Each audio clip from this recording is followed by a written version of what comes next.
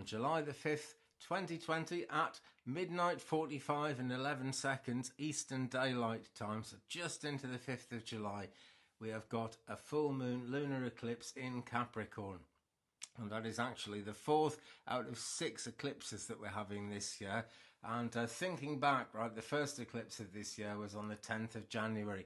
And that came right about 14 days, in fact, 14 days after an annular eclipse of the sun on December the 26th, 2019, Boxing Day 2019.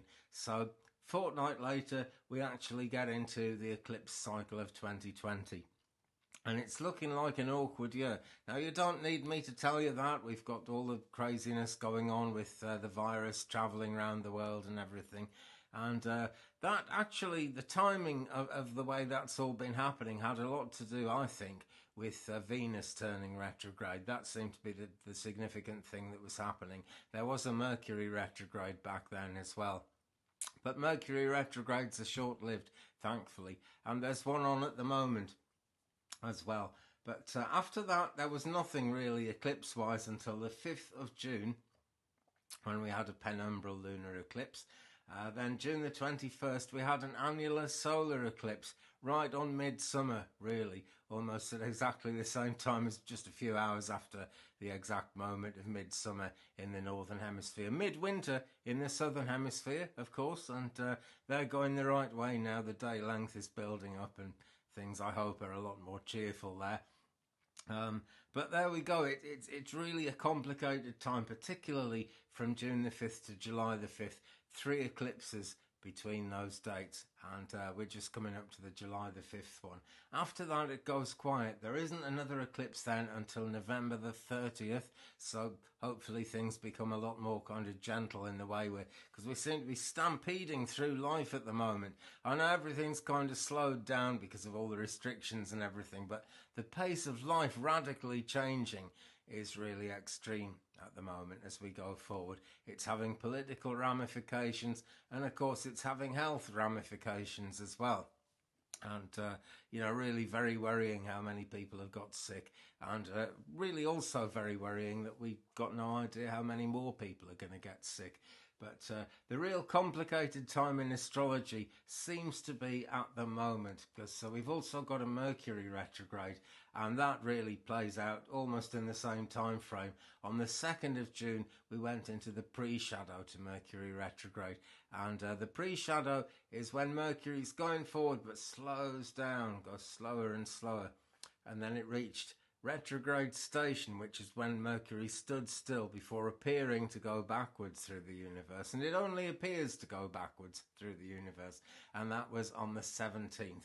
The direct station, which is when Mercury stands still before going forward again, that's going to be in Cancer. It's all been in Cancer, this retrograde, actually, and that's going to be 5 degrees of Cancer on July the 12th. So that's 7 days, in fact, after this penumbral lunar eclipse that we're going to have. Penumbral, really, just like, well, with an annular solar eclipse, you can see a ring around it, a ring of light around it. It's not completely dark. And same or similar thing with penumbral lunar eclipse. You can see a penumbra around it, so it's not completely dark. Later this year, though, we've got a total solar eclipse, and then, my friends, we're going to see some fixing. That is on December the 14th, so right up close to the end of the year. November and December, chance to be very interesting times, not least because in terms of just the politics of the world and the way the actual the Earth is conducting her business at the moment. People are going to be looking back on 2020 and thinking, oh my goodness, we haven't made any money, or we haven't made enough money, and look at how things have changed, because I think most of us thought that all the lockdown stuff was going to be a matter of a few weeks, and of course it's ended up being a lot longer than that, and now we're talking about having to live with it for years. But the astrology of 2020 is all around it. I'm not blaming Mercury that much, the Mercury retrograde thing, because this Mercury retrograde is in Cancer throughout. It's all happening between 5 degrees and 14 degrees, and then back to 5 degrees of Cancer. So Mercury being very comfortable in Cancer That's not too much of a bad one. Also, Mercury's making quite a favourable aspect to the brightest star, Sirius. The brightest star in the night sky is actually closely involved with this retrograde. So the Mercury retrograde's quite a gentle thing, really. But Mercury retrogrades affect us in a very, very subtle way, and it is all going on at the same time as this eclipse. So let's look at this full moon eclipse, July the 5th, 2020. As I said, midnight 45 and 11 seconds into the morning of July the 5th. So that's going to be late night on the Pacific side of the States and Canada, late night on the 4th of July. Quite a momentous day in more ways than one in that case. And, you know, America seems to be very, very much more affected by what's been going on with the virus and everything than every other country. We don't actually know that for sure. It just depends who's gathering statistics and how many statistics they're gathering. But, you know, it's a huge country, the United States, and a beautiful country. And, you know, many people are being affected there, obviously, and we're seeing it play out in the third world, in the very big, large, huge populations of the third world getting affected as well. So I feel quite lucky to be in UK. Quite how lucky, I'm not sure, because our politicians are totally being criticised for not handling this right, and we do have kind of quite a lot going on with it. And do you blame astrology for a thing like this?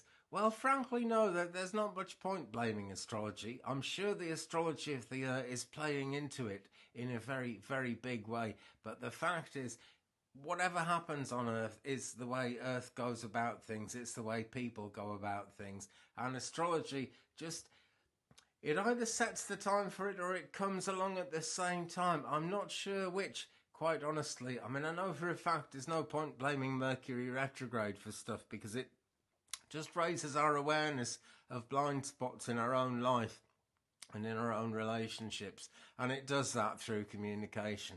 And I'm sure that the eclipse cycle is actually dealing with us in much the same way. The astrology going on highlights certain things, and I'm sure when we look back over 2020 we'll be able to see exactly what was going on. So on July the 5th, as I was saying, midnight 44 and 11 seconds AM Eastern, we are going to have this penumbral lunar eclipse, and it's going to be at 13 degrees and 38 minutes of the sign of Capricorn. So there's a real kind of hanging on vibe about the whole thing there. And I think we're all going to have to hang on to ourselves as much as we can, because the last thing any of us need is to have things stirred up again. But the 38 minutes is quite significant, right? Because that is coming up to 40 minutes, and 40 minutes would be 2/3 of a degree. There are 60 minutes in a degree, and that suggests, my friends, that it's going to affect us for 2/3 of the year. So that would be the next 8 months. So that's actually taken us into 2021.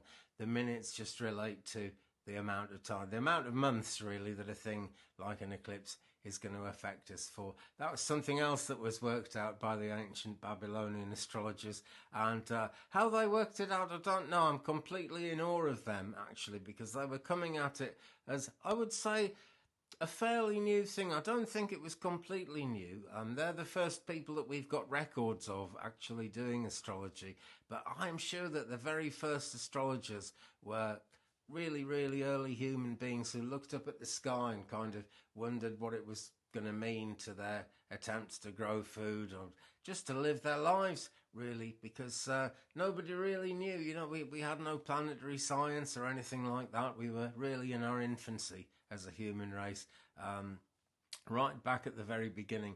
But somehow in about 3000 BC, the Babylonians started working things out.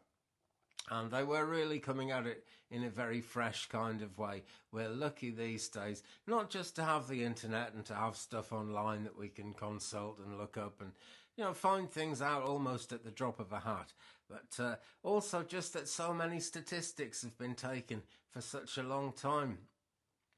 People will often say to me, "Oh, you don't believe in astrology, for goodness sake, it's what a load of rubbish, you know." And I'll say, "Oh yes, but it's Mercury retrograde at the moment. How's your car?" And oh dear, yeah, I had loads of trouble with that, and my phone broke, and things to do with communication have gone wrong. So these things do play into our lives, and this eclipse in Capricorn is going to play into our lives in a big way. It's not a rock hard eclipse because it is penumbral. We don't actually have a real solid eclipse until that one in December, on December the 14th, total solar eclipse. That's going to be a thing all of its own, and it's going to be a video all of its own. But we are really, really coming up to something quite big here, not just because of the eclipse itself, but because it's the third one in a month, and it's the fourth one in a year, and there are two more to come, so it's a busy year. Now, and the important factors in this eclipse are this, right? It's in the second decanate of Capricorn, as I've already said, really.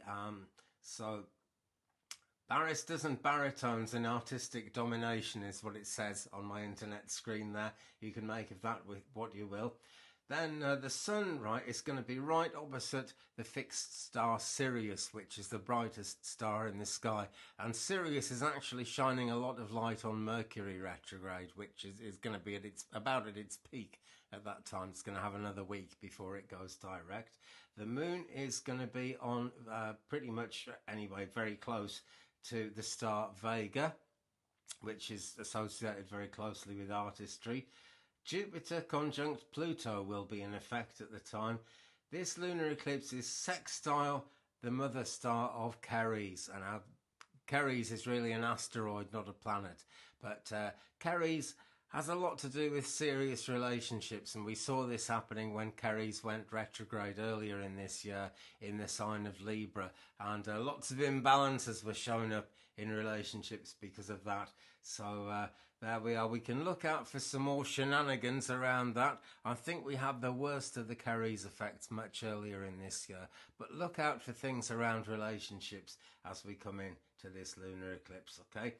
Now then, this is going to be at the thunder moon. That is another interesting fact about it. The path of, not exactly totality because it's not a total eclipse, but the path of it is going to fall across South America, North America and Africa. They're the places where we're going to be most readily able to see it. It is, as I was saying, happening during Mercury retrograde, and it's the last of a string. It's the last of a string of 3 eclipses, so third time lucky is all we can hope, and we can't only hope, we really can. I'm just going to have a quick look on my laptop here at what's going on directly around it. July the 1st, so actually 4 days before, retrograde Mercury in 9 degrees and 24 minutes of Cancer at that point is going to square Chiron, which is in 9 degrees and 24 minutes of Aries. Strange how those minutes and degrees add up like that. Now, Chiron is the wounded healer in all of us, so we'll be looking at communications that probably leave people's feelings rather wounded as much as anything, and I think people are going to be wanting healing around that time in quite a big way. And of course, a thing like that pales into insignificance compared to the full effect of the eclipse on the 5th, but it is most certainly a factor that'll be playing into people's lives. And then on that day itself, Mercury in Cancer is going to be semi-sextile Venus in Gemini, and Venus is newly direct, going the right way. Remember that. So communications around love, communications around money are a big thing on that day and at that time of the eclipse. Then on July 6th, Mars quintile Jupiter. On the 7th, Venus in Gemini, sesquiquadrate Jupiter in Capricorn. And these are minor aspects, but they really do have influence. They're worth thinking about and they're worth looking at. But at the same time, they're going to pale into insignificance next to the fact that this is just it's the 3rd eclipse in a row in just in a month. It's the 4th eclipse of the whole year, and then there are 2 more eclipses to come. So we're not going to be out of the woods by any means. But it's going to be a powerful time, and it's going to be in Capricorn, so it's going to have a strong effect on us. And as I was saying, because of that 38 minutes in the alignment, it's going to go on for the next 8 months. I'm sure that will actually be quite a good thing in some ways, because as much as it throws up troubles, it's going to give us time to sort the troubles out, anything that it brings up, you know. We've actually got that whole 8 months to deal with it and to get through it and everything. Could be a fun time around Christmas just because of the events going on in the world at the moment. But I think this is going to be the most intense time of the year so far, because this time of June, there's so much going on with it. Okay, well, I've started waffling now, so I'm going to leave it off there. Thank you very much for watching. Follow me on Instagram, follow me on Twitter, follow me on Facebook. It's all down there. If anybody would like a reading, and I'm a spiritualist medium as well, I can do astrology and astrological birth charts. I can look at compatibility for you in terms of astrology, but I also do psychic readings, tarot readings. Check out my other YouTube channel, Twig Brother. There's loads of readings on there all the time, really. And I'm doing readings every day on Instagram as we speak. So if you'd like a private reading, a personal reading, do give me a shout. All the details are down below there. Thumbs up, please, if you've enjoyed it. Leave me a comment, guys, and it's really good for me to know who I'm sharing the journey with here. Helps me get kind of zeroed into all you guys, which is a real nice thing. Thanks again for watching. Take care. Subscribe to the channel if you haven't already, and I'll see you again very soon. Have a good one. Peace.